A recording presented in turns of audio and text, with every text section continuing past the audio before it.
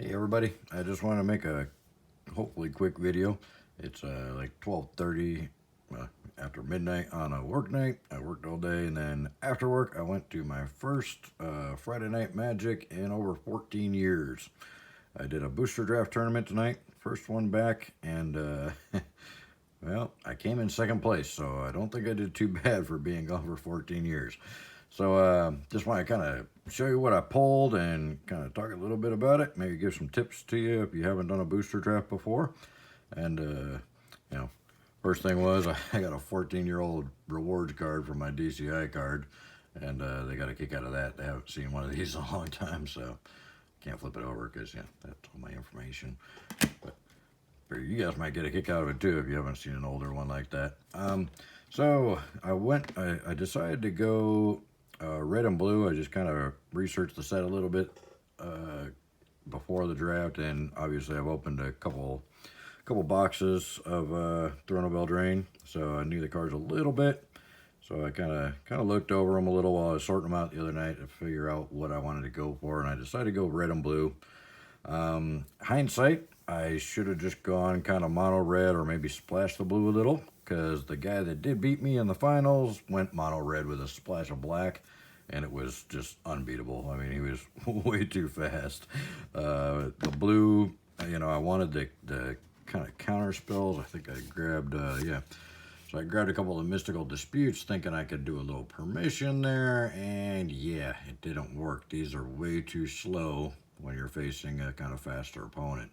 And, in a booster, you don't have enough mana acceleration, draft. You don't have enough mana acceleration to really drop 3 casting cost counter spells. I mean, you're just running basic lands and you don't have any mana artifacts, so these are kind of useless for draft, to be completely honest. I won't run them again. Next time I'm definitely not gonna run.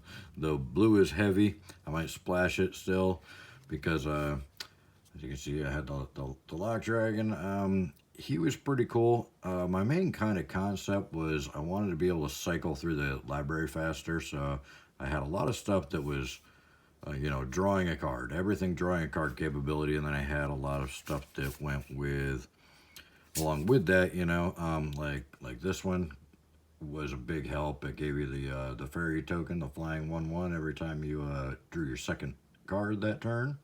So I kept popping out 1/1s, and that really helped out a lot. That the middle games I played, the second round, it was a 16-person full booster draft, by the way. The middle round I played, this thing saved my butt big time. So that was a great card, and I did manage to get 2 of them in the draft. So the uncommons were really kind of some of the bigger helps there.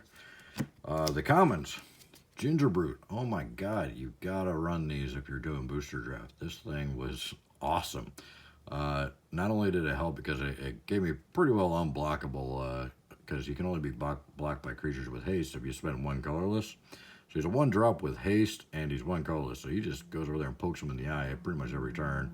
Plus, when you get low on life, which happened to me a few times, you can sack him to gain 3 life. In booster drafts, that's a big thing, trying to get a little bit more life, because life goes pretty quick there. And then this guy here was another big staple, the Merchant of the Veil, because again, the discard a card and draw a card, which pumped up the little 1/1 fairies and stuff. So this guy, I did manage to grab 2 of those. So they were a pretty big help. The games that I lost, I literally did not get a single one of them on the board, and that was huge. If I'd have gotten one of those on the board, I might have lasted a little bit better against the faster mono red deck that I played. But the flings were fairly helpful. I did get a couple of those. This guy was he was okay. He was kind of quick damage, but he's a little costly for as fast as the games seem to be going. The runaway together helped a lot. There's the other fling. The Tome Raider. I think Wizards did that on purpose. That one was cool because it was a draw a card that I didn't have to discard a card, and a 1/1 flyer, which flyers in draft is huge because there's not a lot of flyers on the board. So a lot of people are running big ground pounders, and these little guys fly right over them and get some damage in there. That was pretty much it for the commons. Now, I know you guys are more interested in the rares, but we're going to skip those and go to the foils real quick. And I did actually get a couple nice foils. Just a common quarter monitor, but he did help out a little bit. He was 2 for a 1/4 drop, which helps you kind of keep some of those a little bit larger attackers under control there. I got an Elite Headhunter. I ended up not running him. I probably should have. He probably would have been a good one. It's just I was scared of the four red, and you know there wasn't too many times where I had that much red mana at one time. And I got a stolen by the Fae foil, which was nice. So again, I ended up not running this one. I probably should have, but I kind of left it aside and just kind of went with what I had. All right, but my rares, obviously this one I just ended up with at the end of a pack, which yeah, I was pretty happy about that. Even though it wasn't what I was playing, that's a good card. I'll hopefully be able to sell that for a couple bucks to make some money. In fact, that one probably paid for the draft because I think the draft was like 13 bucks or something after tax. So that pays for the draft by itself. And I got an Emery as well. I ended up not running him because I wasn't running a lot of artifacts. So I didn't run him. I probably should have, because I did have a couple artifacts in there. I probably should have pulled some more artifacts, but I kind of got him kind of later in the draft. Opportunistic Dragon, that guy was awesome in the draft. The downside was he's only human creatures, which kind of sucked. There wasn't a lot of humans out there. The first guy had humans, so I was able to really use this. But the other 2 guys I played in the next rounds didn't have humans, so he was kind of useless. The Castle of Ventress I actually traded for, one of the cards that I pulled in there. So, Sundering Stroke, an Ironcrag Feet, I pulled both of those. And I pulled one Midnight Clock and then traded for the other one. I ended up trading one of my rares for both a Castle of Ventress and a Midnight Clock after the draft was over. But anyway, so what I won was I got the promo pack that came with the code for the arena free pack, and then I also got a Stormfish Crusader, and these have the these got the Friday Night Magic emblems on them. At least I think that's what that emblem is. And then I got the End of the Gods Eternal. Again, not good money cards, but they are the ones with the promo emblem on them. So I'm not sure, they might hold up a little bit. And then I got a glass casket. So nothing really exciting there, but I did get 3 packs, and I figured I'd open those for you guys so you can see.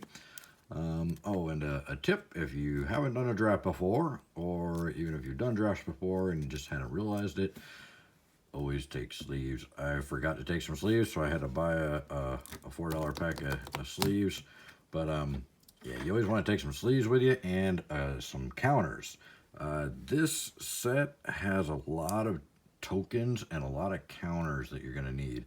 So I only took a 20-sided die with me, and I really wish I had taken some more dice or something to keep track of the counters and the tokens, because there was counters and tokens flying all over the place, and none of us had tokens or counters to put out there, so it was a little rough. Anyways, let's bust these 3 packs real quick so you can see what I actually won for my second place finish, which I thought was pretty cool. You know, I haven't played in 14 years and show up and play a full 16-person draft and end up coming in second place.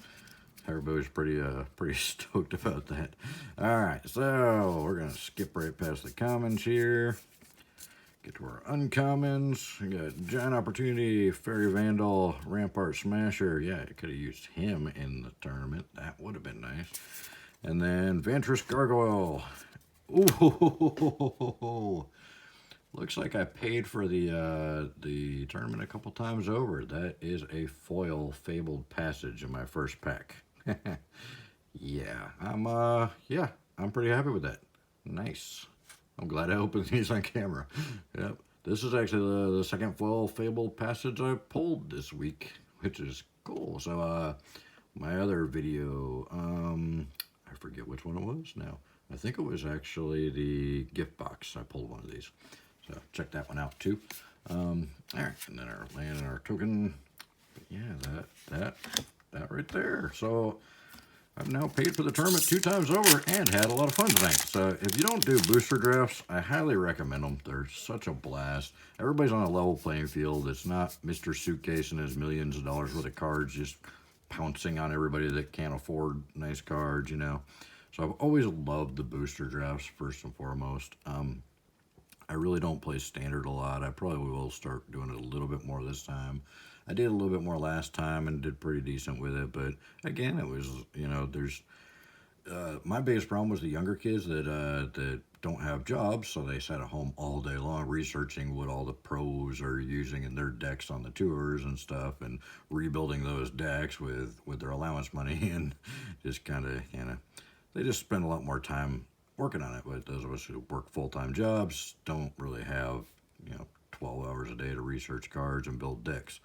So I did okay with it considering, but I'll probably give it another shot again. Anyway, enough babbling. Let's see what we got in the second pack here. A Robber of the Rich, and just a mountain and a food token. Could have used some of those tonight. There's food tokens flying everywhere. None on my side of the board, unfortunately, though. Would have been a lot easier if my opponents had not had food tokens, because I could have killed them like 3 times over if they hadn't had the food tokens. One guy literally milled me. I won on my last turn. I drew my last card. If I had not killed him on that turn, I would have lost. so because I kept drawing and discarding every turn to pop out those little 1/1 flyers, and yeah. All right, Grown Gully, Venerable Knight, and Love Struck Beast. Okay. Well, the first pack was definitely the best one. Got that nice foil Fable passage in there. Pack fresh. Yeah, I'll probably put that one up for sale. So you'll see that in the links there. All right, guys. Just wanted to kind of share my fun evening with you guys and show you what I won. And yeah, so 14 years off, came back, played a tournament, got second place. Can't complain about that. Got enough cards to pay for it probably 3 times over, at least. So, yeah, it was a fun night. Thanks, guys.